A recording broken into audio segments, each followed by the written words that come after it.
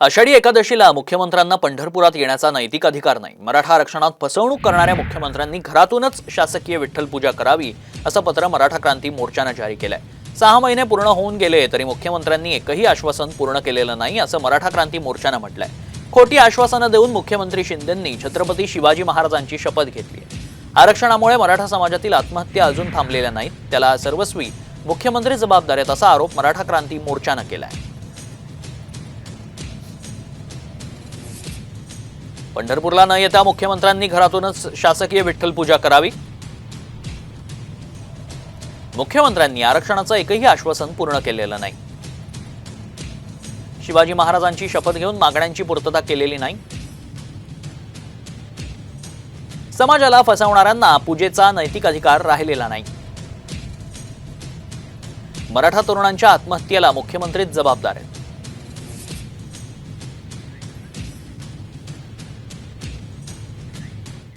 तर इकडे मराठा आंदोलक मनोज जरांगे पाटील उद्यापासून मराठवाड्यात शांतता रॅली काढणार आहेत। रॅलीची सुरुवात हिंगोलीतून करण्यात येणार आहे। सरकारने सगळे सोयरे अंमलबजावणीचा शब्द दिलाय, तो त्यांनी पूर्ण करावा अशी जरांगेंची मागणी आहे। मराठा आरक्षणाचे मारेकरी हेच आहेत असा टोलाही त्यांनी बाळासाहेब सराट यांना लगावलाय।